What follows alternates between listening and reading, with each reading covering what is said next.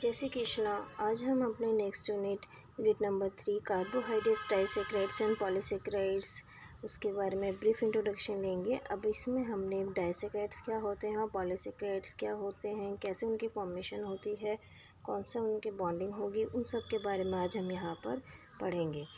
हम डाइसेक्राइड से स्टार्ट करते हैं। जो डाइसेक्राइड्स होते हैं वो आपके 2 मोनोसेक्राइड से मिलकर बनेंगे। इसका एग्जांपल है माल्टोस, लैक्टोज एंड सुक्रोज। इनका जो मॉलिक्यूलर फार्मूला होगा, कॉमन मॉलिक्यूलर फार्मूला है, वो C12H22O11 है। तो स्टार्ट करते हैं हम सबसे पहले माल्टोस से। ये आपका माल्टोस का फॉर्मेशन दे रखा है। इसमें आप देखेंगे कि आपके पास 2 glucose molecules alpha D glucopyranose हैं जो कि लिंक्ड है ग्लूकोज यूनिट्स आपस में। Alpha 1 to 4 glycosidic bond. इस ग्लाइकोसिटिक बॉन्ड का फॉर्मेशन कैसे करेंगे? इसमें आपका फर्स्ट कार्बन C1 और फोर्थ कार्बन C4 इन्वॉल्व होगा। वाटर मॉलिक्यूल्स का लॉस होगा और अल्टीमेटली यहाँ पर अल्फ़ा 1 to 4 ग्लाइकोसिटिक बॉन्ड का फॉर्मेशन होगा। नेक्स्ट हमारे पास जो डाइसेक्राइड्स है वो है सेलुलोबाइलोज। सेलुलोबाइलोज में आपके 2 ग्लूकोज यूनिट्स अगेन इन्वॉल्व होंगे, बट जैसे आपका माल्टोस के केस में ग्लाइकोसिटिक बॉन्ड फॉर्मेशन हुआ था, सेम फॉर्मेशन यहाँ होगी। दोनों के बीच में डिफरेंस ये है कि वहाँ पर अल्फ़ा ग्लूकोज यूनिट्स इन्वॉल्व थे, यहाँ पर आपके बीटा ग्लूकोज यूनिट्स इन्वॉल्व है। बाकी आपका ग्लाइकोसिटिक बॉन्ड का फॉर्मेशन सेम वही H2O की रिमूवल के साथ होगा। और क्योंकि यहाँ पर आपके बीटा यूनिट्स इन्वॉल्व है तो इसलिए इस ग्लाइकोसिटिक बॉन्ड का नाम है beta 1 to 4 glycosidic bond. Next जो हमारा डाइसेक्राइड है वो है माल्टोस, हम ऑलरेडी डिस्कस कर चुके हैं। नेक्स्ट हमारा जो है लैक्टोज। लैक्टोज को मिल्क शुगर भी बोलते हैं। आपको अदर कॉमन नेम भी लर्न करना होगा, बिकॉज कई बार एग्जाम में डायरेक्टली लैक्टोज ना पूछ के उसका कॉमन नेम बोल सकते हैं कि structure of milk sugar.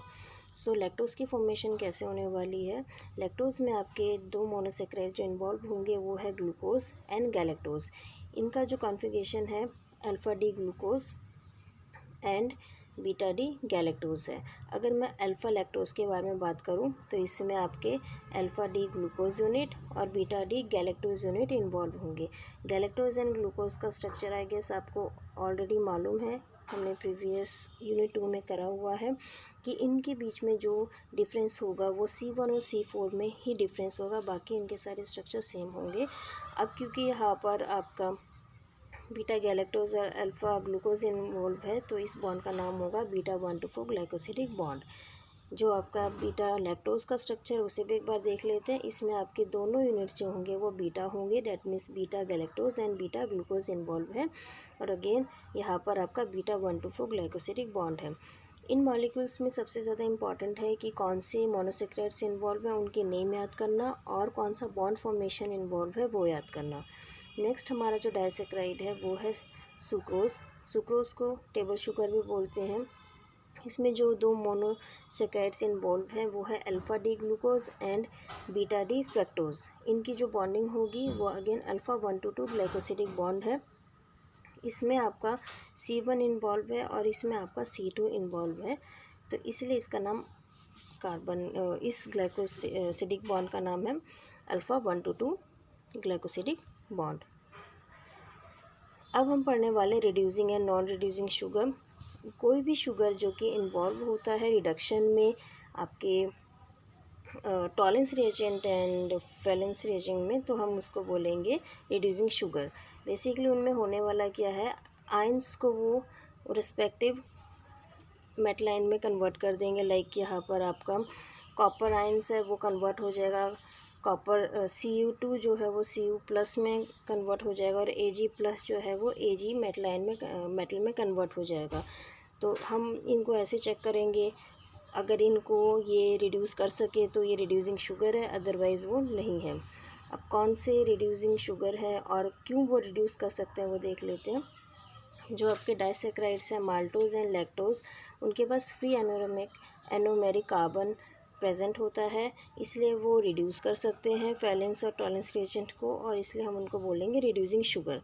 On the other hand जो सुक्रोज है उनके पास कोई फ्री एनोमेरिक कार्बन प्रेजेंट नहीं होता, तो ये रिड्यूस नहीं कर सकते, तो इसलिए वो नॉन रिड्यूसिंग शुगर है। तो यहाँ से हमारे पास इंपॉर्टेंट क्वेश्चन ये बन जाता है, कौन से आपके रिड्यूसिंग शुगर है माल्टोज एंड लैक्टोज, कौन सा नहीं है, सुक्रोज। क्यों ये दोनों रिड्यूसिंग हैं, क्योंकि इनके पास फ्री एनोमेरिक कार्बन प्रेजेंट होता है। ये आपको यहाँ पर ब्रीफ किया हुआ है। रिड्यूसिंग शुगर है वो कन्वर्ट कर सकता है, और नॉन रिड्यूसिंग शुगर है वो कोई रिएक्शन शो नहीं करेगा। जो आपका सिल्वर आयन है इन्वॉल्व है तो उसको हम बोलेंगे टॉलेंस रिएजेंट। जो आपके कॉपर आयन इन्वॉल्व होते हैं उसे हम बोलेंगे फैलेंस रिएजेंट। इनका यहाँ पर टॉलेंस रिएजेंट सिल्वर आयंस में और आपके कॉपर आयंस फैलेंस सॉल्यूशन में प्रेजेंट होता है। नेक्स्ट हमारे पास जो है टॉपिक वो है पॉलीसेक्राइड। मोनोसेक्राइड्स अगर आपके टू इन्वॉल्व है, लिंकिंग हो रही है, तो हम उसको बोलेंगे डाइसेक्राइड। अगर काफ़ी ज़्यादा मीन्स हंड्रेड्स और थाउजेंड्स ऑफ मोनोसेक्राइड्स इन्वॉल्व हो रहा है और उनके बीच में ग्लाइकोसिडिक लिंकेजेस हो रहे हैं, तो हम उसको बोलेंगे पॉलीसेक्राइड। और ग्लाइकेन, तो पॉलीसेक्राइड आपके या तो होंगे स्ट्रक्चर पॉलीसेक्राइड या तो होंगे आपके स्टोरेज पॉलीसेक्राइड। अगर वो ऑर्गेनिज्म के स्ट्रक्चरल इम्पॉर्टेंस रोल प्ले कर रहा है, स्ट्रक्चर में इम्पॉर्टेंट रोल प्ले कर रहा है, स्ट्रक्चर दे रहा है ऑर्गेनिज्म को, तो हम बोलेंगे स्ट्रक्चर पॉलीसेक्राइड। अगर वो स्टोरेज में हेल्प कर रहा है तो हम उसे बोलेंगे स्टोरेज पॉलीसेक्राइड। स्ट्रक्चर पॉलीसेक्राइड का एग्जाम्पल हो गया अमाइलोज, अमाइलोपेक्टिन, और आपका स्ट्रक्चर में हो गया सेलुलोज। ओके, स्टोरेज में आपका हो गया स्टार्च, अमाइलोज, अमाइलोपेक्टिन, ग्लाइकोजन। ये कुछ एग्जाम्पल है, इसको हम आगे डिटेल में पढ़ने वाले हैं। स्टोरेज पॉलीसेक्राइड से स्टार्ट करते हैं। स्टोरेज पॉलीसेक्राइड में जो आपके प्लांट्स हैं वो उसका एग्जाम्पल स्टार्च आपका प्लांट जो है वो फूड स्टोर करता है स्टार्च के फॉर्म में। तो स्टार्च जो आपके वो 2 कंपोनेंट से बना होता है, एक होता है माइलोज, दूसरा होता है अमाइलोपेक्टिन। अमाइलोज और अमाइलोपेक्टिन इनके बीच में क्या डिफरेंस है? जो आपका अमाइलोज होगा वो अनब्रांच्ड है और जो अमाइलोपेक्टिन है वो ब्रांच्ड है। ब्रांचिंग भी हम आगे शो करेंगे अमाइलोपेक्टिन के केस में। पहले अमाइलोज देख लेते हैं। इस केस में आपके 2 से ज़्यादा मोनोसेक्राइड से इन्वॉल्व है। मैंने आपको स्टार्टिंग में बोला था 100 and 1000 आपकी बहुत लॉन्ग चेन होने वाली है, तो उसे हम बोलेंगे पॉलीसेक्राइड या फिर ग्लाइकेन।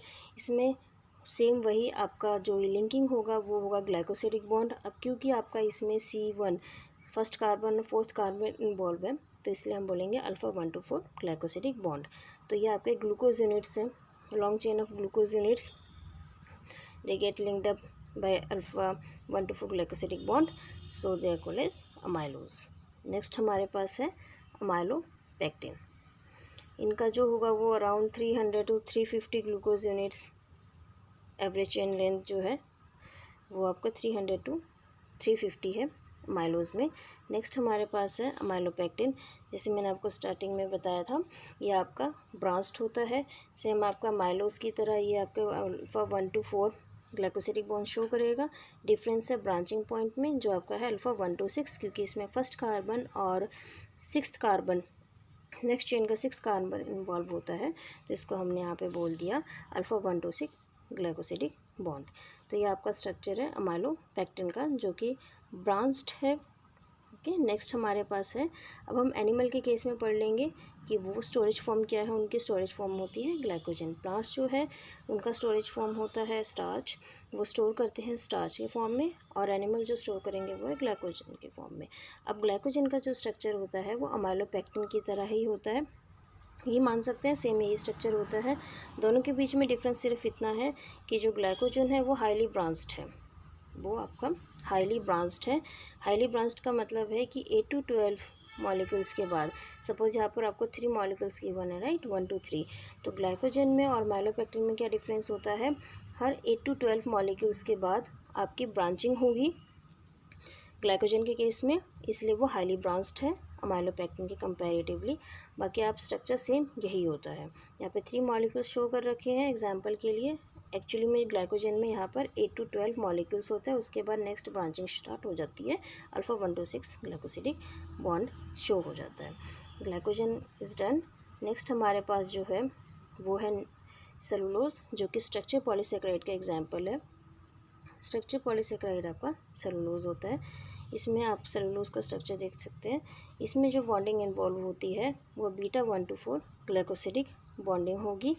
ओके। इसमें डी ग्लूकोज यूनिट्स जो होंगे वो बीटा 1 to 4 लिंकेजेस की तरह शो करेंगे। ये आपके स्ट्रक्चर दे रखा है सेलुलोज का ग्लाइकोसिडिक बॉन्ड। नेक्स्ट आपके पास है कुछ कॉम्प्लेक्स पॉलीसेक्राइड्स जैसे कि ग्लाइकोसेमिनोग्लाइकेंस, जिसको इसमें हम देख लेते हैं। The extracellular spaces, especially by the connective tissue like cartilage, tendons, skin, and walls of blood vessels, consist of proteins, collagen, and elastin, embedded in a gel-like matrix called ground matrix. अभी जो ground matrix है वो कौन से polysaccharide से बना होता है?